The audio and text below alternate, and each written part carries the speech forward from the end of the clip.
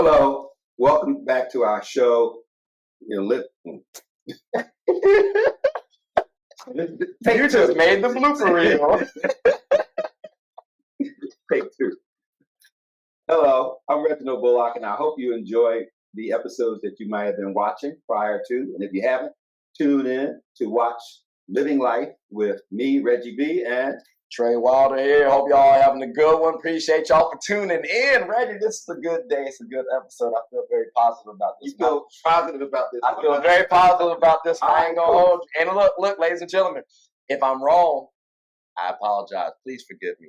I think that's a nice little touch off of that. So give me a little. Well, you know, in the old school, they would say, charge it to the head and not charge it. They say, you know, if I ever missed anybody, if I didn't say your name, well, you know how you go name and you charge it to the head. You know, if I missed you, charge it to the head and not the heart. You can forget. So we say some stuff. Forgive us. Please forgive us. Charge it to the head and not the heart. Speaking of forgive, I will say this though. I know like people make that statement, oh, you know, like racism is taught, right? And I do hear that. But I think other things are taught as well. And I know for a fact, I've learned things that I don't necessarily believe in. So like I do hear people when they say, oh, well, I was taught this. Mm-hmm. So like, yes, I will give you a little bit of leeway. I'll give you a little leash. Mm-hmm. But on the same time, though, if it seems like you still that same person, now you're just telling me an excuse. And you know it's wrong because you wouldn't make an excuse. Like you would have been like, yeah, this is me. I accept it. I agree with the ownership of that behavior from that cultural understanding, training, and everything else. Mm-hmm. But some people don't necessarily know it's wrong until they do, right? You know, there are a lot of folks who do things because that's the way they're trained. So culturally, this is what they know. I mean, years ago, man, people used to, back in the 60s, you know, people smacked their wives in the face. Yeah, that's tough. And it was taught to do that by their fathers or the movies or whatever, right? Yeah. They didn't know that was bad. Okay. But because they thought that was normal, and there was a lot of stuff we normalized based on even the historic bow wave of slavery, right? Mm. I mean, technically, we beat our kids. Listen, we beat our kids.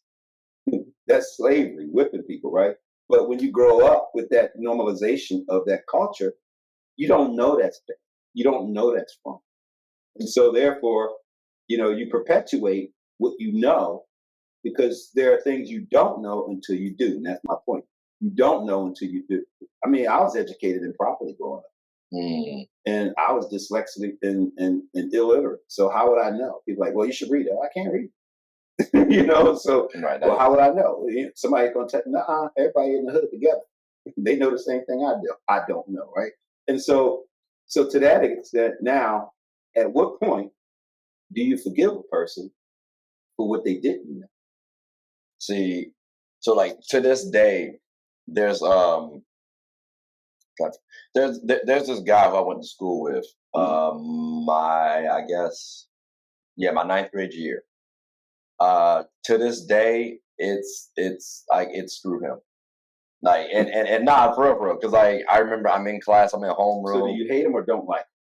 I don't like using the word hate. I really don't. So I'm gonna say dislike, but I'm gonna be honest with you. There was a word that would be closer. But like he said, God must be looking down on us because the black man's about to be voted in office. And he said that in high school. And he was quite popular in my high school at the time too, by the way. I ain't dropping names. I'm just saying, if you ever want to find out who it was, you can always come at me. But like, I feel like that was additional to what he learned. Like he added like context. I don't think that was something he just regurgitated. He said that to you directly? He said that to our class. And mind you, I'm the only black person in our class at the time. I'm also 5'2", chubby. I don't fight. Like ninth grade. Yeah, like you were chubby? I was short and chubby. I was 5'2". And a little chubby. Like a little chubby. I can't picture you. But like, I gotta see that picture. It's not like Kyle Massey and or like Corey in the House and like no, it's not. I'm not naming names. No, I'm saying like yeah, it's not like that when they were young. It's not like it's just a little chubby, like you know, yeah. But not like I personally don't. To this day, I don't like that man just because of that statement. I think he heard what his parents were saying, and his family, and he ran with it. This is also a same guy who was trying to get on our basketball team and was kissing my ass. So that's why I'm like, I don't respect that sort of thing. Because now it's like, I'm curious, has he changed? How I don't think he has. But so to the point of this show, which we really didn't tee it up fully, that we're talking about forgiveness, right? So that's a person that you're never gonna forgive. Possibly. Like I don't want to say that though, because that makes me sound so terrible. In my head, it does. Because like there's two people at my school where it's like, please don't ever call me for it. Like help, nothing. I gladly would say I won't give it to you. But I'm also trying to. It's not like they have power over it. But I think that about closes off the show. We apologize for having to end it though. See what we did there. Yeah, I'm sorry. Well, Carol Burnett, you know she was? I don't actually. Of course not, man. She old enough to be your great grandmother. That might be. She was a comedian, and at the end of her show, she would say something to the tune of, "I'm so glad we had this time together, just to laugh and sing a song or two. And before you know it, comes the time you have to say so long." Anyway, they made a whole thing that every time they closed the show, that there was that jingle, and the cast would come together and sing that. That's funny. So we got to figure out what we're going to use to close the show. Might try to do that. Might try to come up with a little jingle. What do you say for your Get a Bucket show? Please like, subscribe, comment, tell anyone about the show. My name is Trey. This is Reggie. We're the host of Just Living Life. So hope you all had a good one, and take care.